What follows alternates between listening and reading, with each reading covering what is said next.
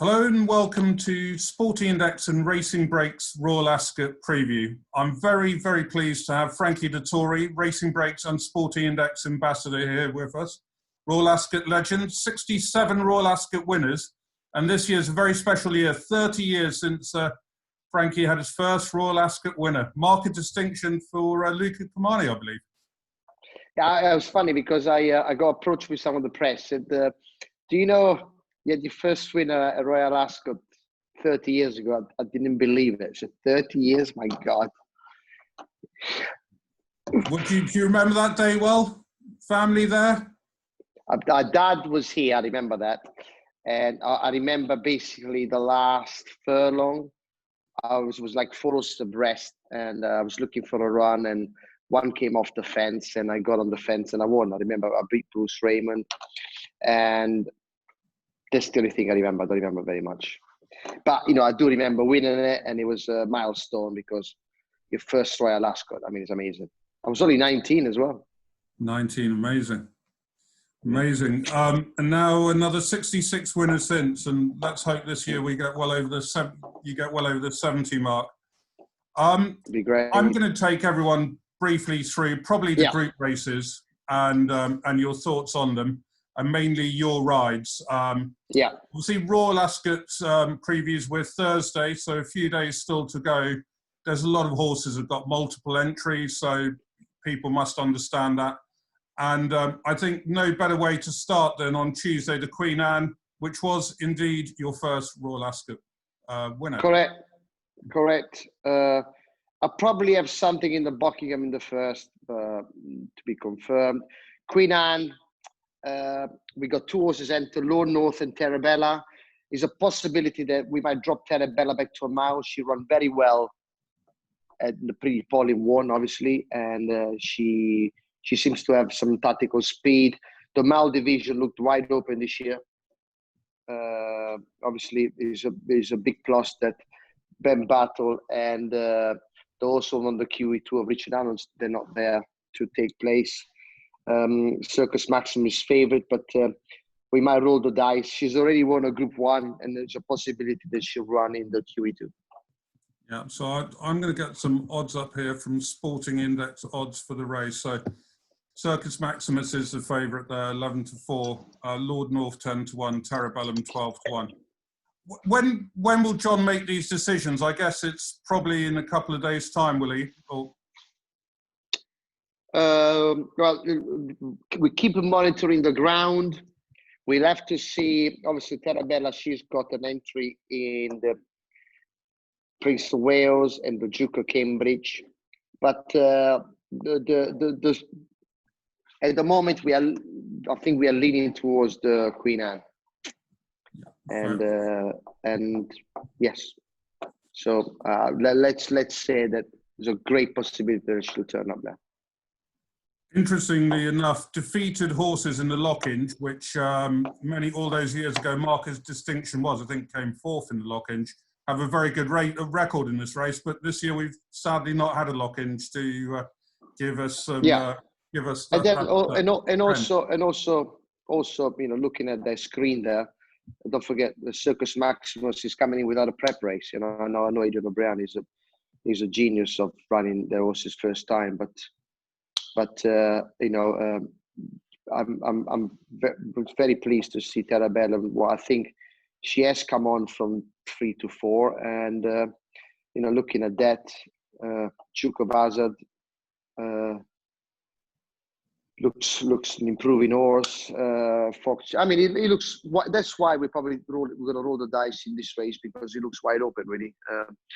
You got to respect Circus Maximus, but you know, working on maybe the fitness advantage of having a prep race, so we might give it a go. Okay, then moving on to the next race on the card that day, which is the Ribblesdale. You won this last year with Starcatcher. Yes. Frankly, darling, the homework's been pleasing. She hacked up at Newcastle wasn't a very competitive enough, because she was taking on colts. She won very well. we feel like if she's going to be a Oaks contender, she needs a bit more experience. I think she's got a good profile for this race. The only thing I'm concerned, but not just us, there's a lot of horses in the field that haven't got much experience. So, Ascot can be pretty demanding for a horse that you haven't got much experience. So, on what we've seen so far, she's entitled to be favourite. But again, maybe at that price looks a bit short, maybe because it's John Gosden. But she's sure that she's got ability. I'm just concerned about not having enough experience. But hopefully, if she can handle the track, I think she should run the big race. And hopefully then go on to run in the Oaks. Yes, but that's the whole idea. Yeah. This year things are different, obviously, because Ascot is coming before the Oaks. So this is basically, it sounds funny. It's an Oaks trial, really. It is. I think later on. And it's a pretty big Oaks trial, calling the Rivers But we all, in a way, by looking at the field, we all in the same position. There's a lot of horses that only run a couple of times. Yeah, brilliant. And I think later on there's also a Derby trial as well. It's all correct. Very funny. Very confusing. Very confusing. King Edward VII Stakes, Group 2, 3-year-old colts and geldings. Do you have a ride in this race? Well, I text Aidan O'Brien and I saw that he's got 6 entries. His jockeys can fly over. I told him that I was free. Hopefully I'll get on one of those. And like you saw in the Guineas, seldomly the second string beats the first string. He's got so many good horses that sometimes they don't even know which one's the best. So he's in a good position to be, and I hope that he has something for me. His horses seem very, very fit. Having watched a lot of Irish racing this week, it's been frightening, actually, even by his standards. Obviously, I'm sure that Ran will have his first pick, but I'm waiting to hear. Okay, and then moving on to the King's Stand Stakes. Interesting enough, no favourite has won this in 10 years. You picked up the ride on Skeptical. Yeah. Very exciting horse. So only run on the sand until last weekend, and obviously comes here and Batash, the horse to beat. Well, Batash for sure set the standards. When Batash turns up in his A game, he's unbeatable. Like what you see at York and obviously you saw at Goodwood. But he blows hot and cold sometimes. Especially Ascot. He's blown a couple of races, but this year the advantage that he's got is no crowds to get him upset. He set the standard, and Grass Slippers won the Abbey. She's very good. I like Spectacle. Is an improving horse, and them horses, them sprinters, once they get confident, you don't know where they're gonna stop improving. So beating Batash should be a pretty hard task, but I'm on a horse that has improved, and I'm looking forward to it. I don't really know what to expect. Yeah, well, amazing Skeptical. It's quite exciting. It's one of the best races of the week. People say Batash doesn't like the undulations of Ascot, but last year that form to Blue Point, you can't really question that, can you? It's pretty solid form. Correct. Yeah, I agree with that. Your horse, Glass cast off. Yeah, Glass Slipper. She's an interesting one. She's done nothing wrong. I think she's well overlooked. Very interesting. And then the Duke of Cambridge Stakes. Have you got a view on that? So I think John's horse is going to be ridden by Jim here because it's for Hamdan. Yes. John's horse looked impressive at Kempton, the Hamdan horse. Nazev.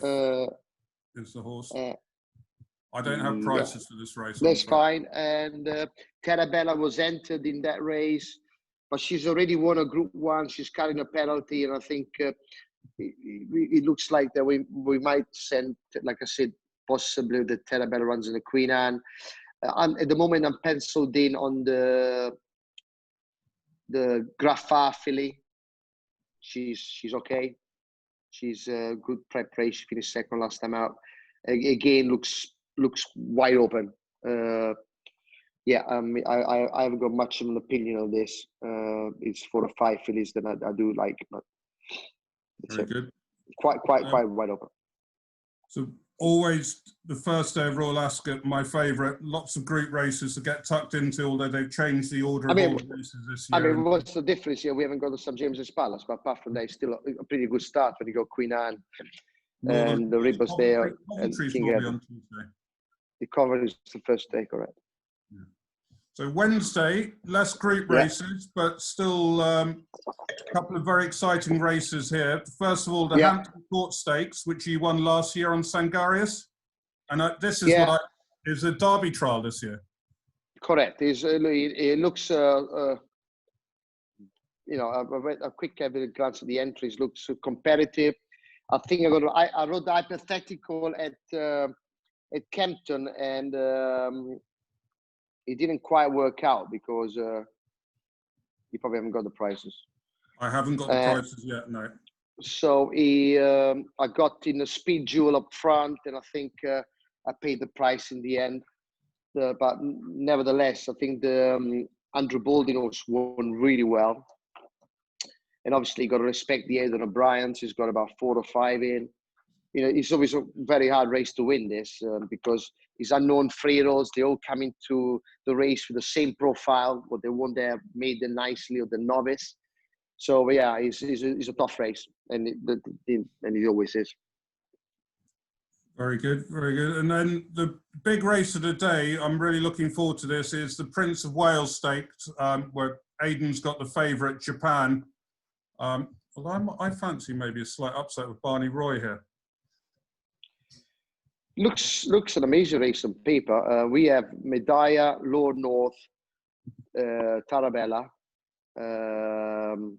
entered. Japan was it third in the Derby, beaten ahead. Went on to win a John Mont. He won the Grand Prix de Paris and was third in the Arc. I mean, you don't come in a race with a better form than that. I mean, you got to look enabled to have a better form than that. So he sets the standard. And Barney Roy is a good horse in his own right. Magical, she's overlooked.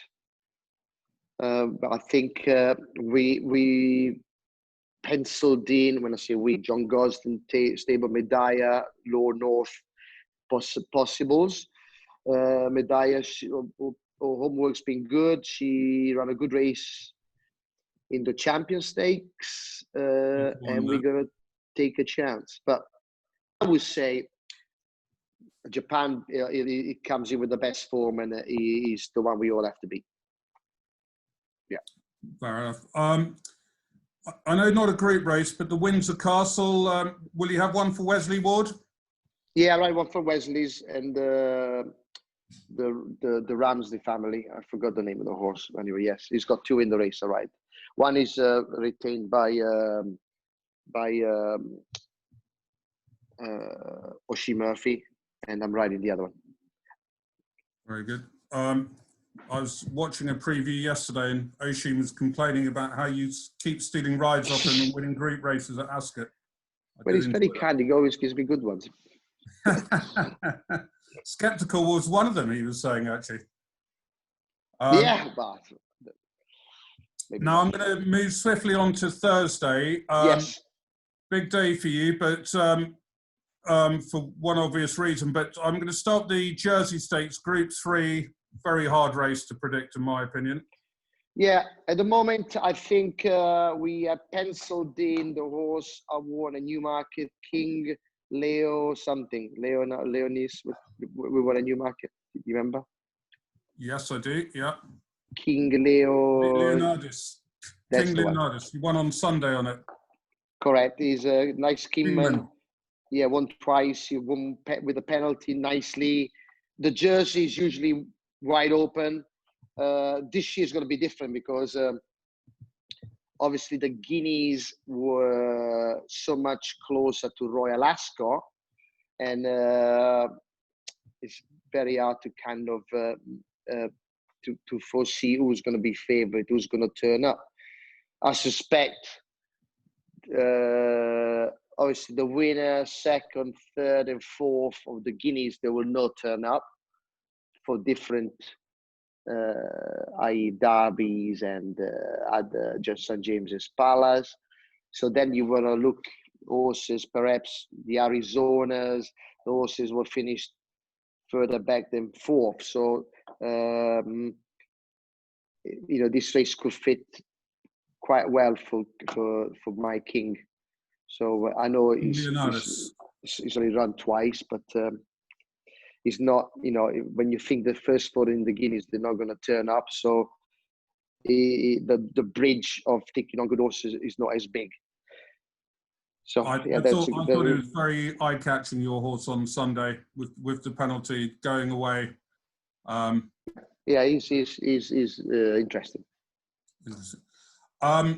Right, the race, obviously, we're all concentrating on that day. Is Stradivarius in the Gold Cup.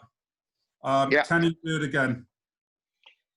Why not? I mean, this was always been the target. We know that he stays 2.5 miles. We know that he's going to turn a foot. This year, the only change this year has got Kew Garden to deal with. Kew Garden comes in without a prep race. He's never been 2.5 miles, but Kew Gardens beat Stradivarius twice. He's beat him in the Sun Ledger and he's beat him in the long distance race at Ascot. Of course I want Stradivarius to win. I'm taking every opposition seriously. The horse is in good nick. This has always been the target, and yes, I'm looking forward to ride him. And with him, he wears his heart on his sleeve. He's going to give you everything, and I just hope that then we win. That's it. We try. I mean, it's very hard for us to tell at home. Was it a hard race, the prep race, or on last week? It was. I gave him one flick. We every time he's won a Gold Cup, he's at the prep race. Basically it was like Usain Bolt versus Mo Farah. You know what I mean? We were taking on horses much faster than us. We knew the outcome beforehand, but it's not like we were trying to safeguard his unbeaten record. He has been beaten before, so the mentality of that race was try to get him to the races. It's only on our doorstep to make sure that we're going to be 100% for the Gold Cup, because Mr. Bjorn Nilsson is very keen to keep the Gold Cup as his prime priority. Quite right too. And I mean, this is one race where I thought you might have a flying dismount if you retain it. I rode a couple of winners in Newmarket the weekend, and I mean, the race in itself was amazing. I loved it. But such an anticlimax when you go to the winners' enclosure and you're only there with the trainer. Not even the owner's there to celebrate. Even if you are happy to win, but it's hard to get motivated to do it. But listen, we'll see what happens. It's completely bizarre what we are doing, but imagine how empty Ascot is going to be. Usually we have 60,000, and it's only just 2 people in the winners' enclosure. It's going to be pretty bizarre and different. So we'll see. I hope to see you doing it many times this week, with or without crowd. Right, let's move on to Friday. There's lots of group races on Friday. Yeah. First race, another race, the Albany, with lots of multiple entries. Have you got anything in the Albany? I'm probably going to ride the little filly. got beat last night, the Warfront filly of John Gosden. Oh yeah. She ran good. She just got pipped on the line, and the reason we're thinking of trying is because everybody's in the same position. We only just run once. Some have won, some have finished second, and she's most likely automatically eligible for the race. And why not? You know, if you would ask me in any other normal years, it might have been a bit too much to ask for a horse. But this year we all in the same position. And talking to John yesterday, we thought, well, if she comes out of the race well, we might bring her back for this race. And then on to the Norfolk, 1 furlong less, 5 furlongs. You won this last year with Al Ali, I think. Eye of Heaven? Yes. Yeah. When I rode it, I told Mark, let's go straight to the Norfolk. Exceed and excel, two-year-old, good size. I was impressed how he handled the dip for such a decent sized two-year-old. And yeah, I like him a lot. He's done nothing wrong. He won really well. Wesley's very keen on his Uncle Mo horse. He's begging me to ride it, but I was committed for this one. And again, you don't know what's coming from Ireland. Yeah, Norfolk is usually a good race. So, but I might be there in the picture. He was very eye-catching his win. Very good. And then next race, Group 2, the Hardwick Stakes. Yeah, I know we haven't done the entries yet, but John mentioned maybe Fanny Logan should run a good race at Adoc. I know I haven't seen the entries, but I suspect horses like Magic Wand, Anthony Van Dyke, maybe those who won the Irish Derby last year. Was it Sovereign? What was it? Yeah, and I would say Ada will come in this race pretty strong-handed. Yeah, so then obviously the usual Defoe. Yeah, I mean we know the usual suspect for this race. So yeah, again, I would say that the Ballydoyle, they're going to be very hard to beat in this. Yeah, I mean, in terms of trends, 4-year-olds go very well. One sort of won a group race, and if they're trained by Stouty, Mark Johnson or Aidan, those are all positives if you're looking to have a bet in that race. Yeah. Commonwealth Cup, yet another race you won last year on Advertise. Yes. For Martin Mead. That's the one I nicked from Oshie Murphy. That's why he's complaining. He's won enough times on Advertise. Come on. Yeah.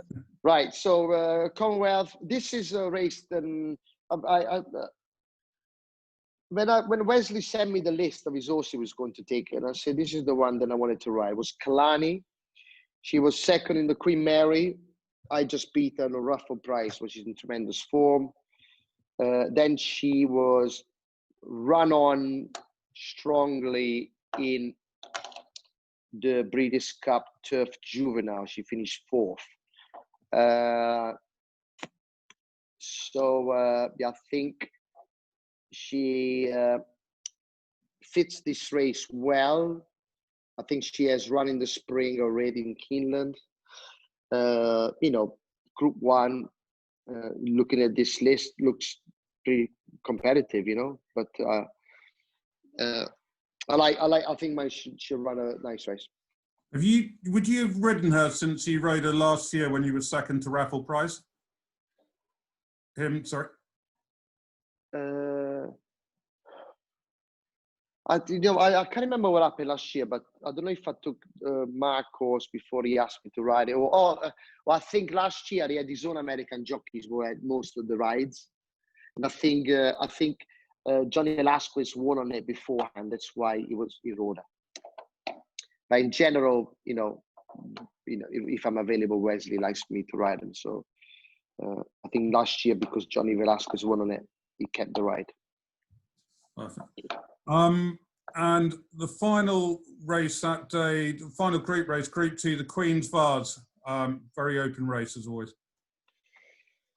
Again, I can't think anything for John. at the moment, until we see the entries. Again, Aidan will have 5 or 6. He's got staying type.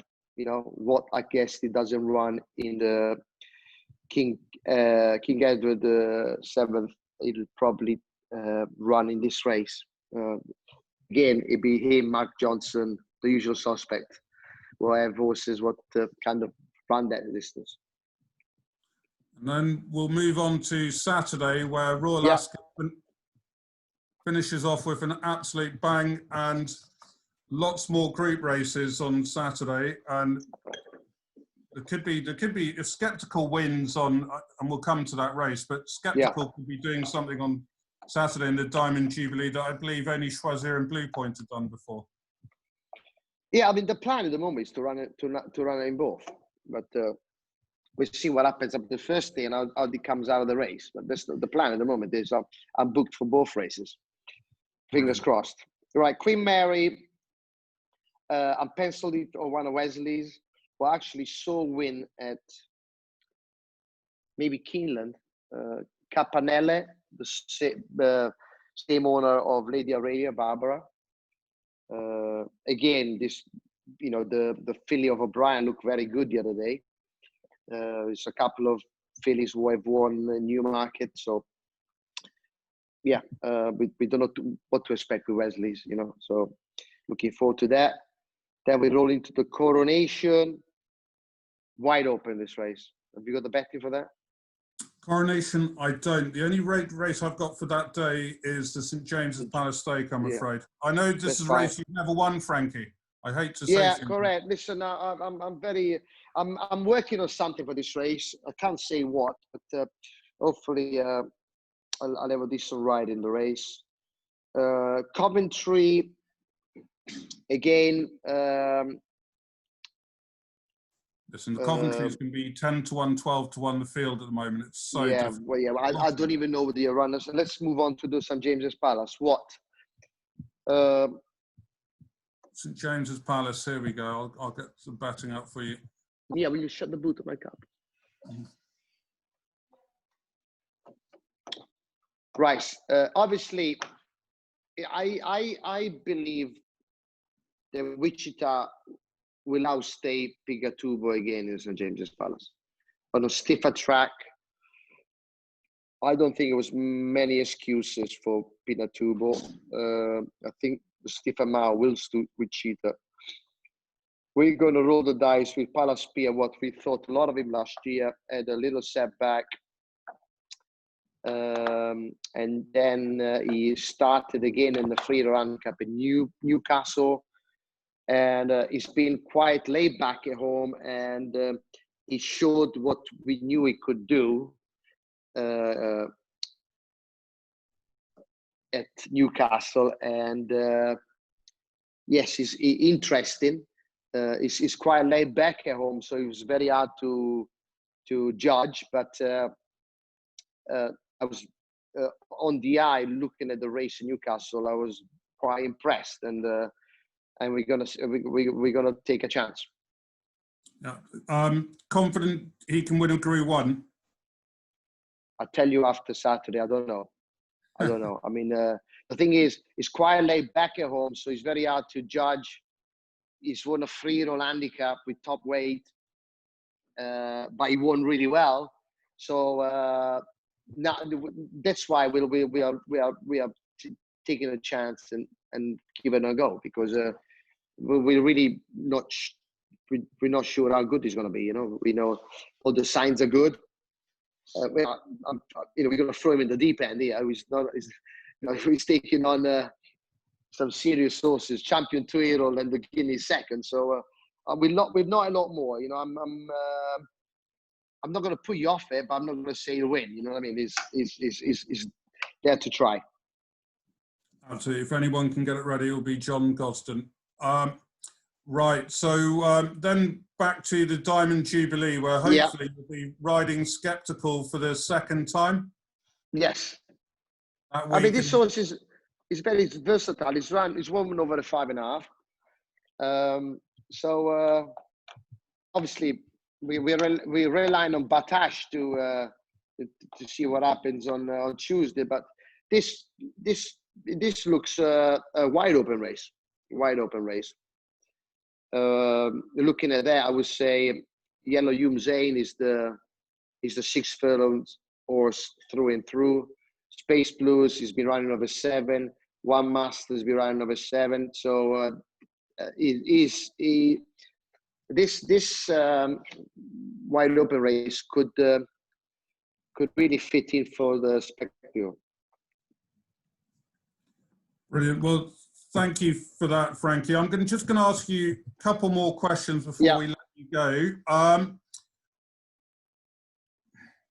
Is there any horses you're not riding that you'd love to ride this week? Well, obviously Japan, Batash, the obvious ones. They're the champions, really. Looking forward to ride, obviously, my own boys, Stradivarius. Yeah, I mean, those are the obvious ones. The interesting, really, this year is them 2 hero races, because we don't know enough about them. And it'd be very interesting to see the Ribosdares, the King Edward, the Anton Court, those races that they're going to give us clue for the Derby and the Oaks. I'm very looking forward to see them races. Obviously the handicaps and the other races that we pretty much know them kind of horses. So because as soon as Royal Ascot finishes, the Derby and the Oaks. So it's quite bizarre, but it's also interesting and something for the viewers to watch. Yeah, it's been amazing. At the moment, we've seen English King. We've seen one of Ballydo's winning the Derby, the Berringstown Derby trial. We haven't seen enough, so we would like to see more. And this next week, we got the opportunity. Obviously, next week on Wednesday after racing, Arsenal play Man City in the return of the Premier League. Confident with that? Really?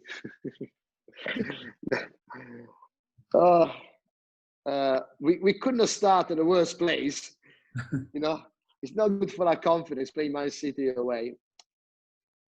Be interesting what they've done behind the scene. I mean, we were a long way behind the top 5, really, when we stopped this from this coronavirus. But who knows if we have a fitness advantage, or Arteta managed to get the right team, the right 11. So he was going for a change, but we'll see. That's interesting. And finally, I can't let you go without asking you, have you sat on Enable recently? And I did, yes. I sat on yesterday. Obviously, it's free. We've got 3 weeks till the eclipse, just over 3 weeks. She, for me, it's emotional riding every morning, but, it goes, it's not a secret. She's just an average worker. But Molly, when I ride her, I'm more concentrated on her stride, her well-being, and the way she stretches, and all those things were good. She always saves the best for the afternoon. She's 6 now, so she knows the drill. But exciting to still have her in training, and wow, only 3 weeks to go, amazing. It's so exciting, so exciting. Just a few more things here.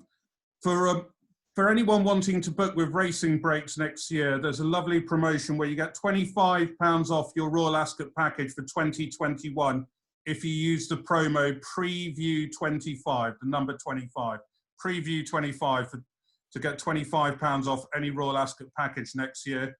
At Sporting Index, if you go onto sportingindex.com or sportingindexodds.com, you'll be able to see lots of different offers there. £100 for spread bettors, an offer for bet £10, get £10 on fixed odds, lots of stuff. And, remember, losses may exceed deposit.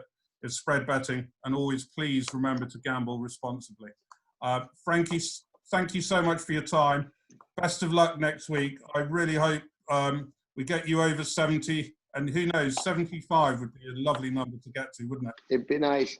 Well, big thank you to all of you at Sporting Index, my good friends at Racing Breaks. I miss my Monday pre-Royal Ascot game of golf for charity. I'm sorry we can't do this year, but once we get this country up and running, I'm sure we'll all get together, have a knock, and please enjoy racing and take care. Brilliant. Thank you, Frankie.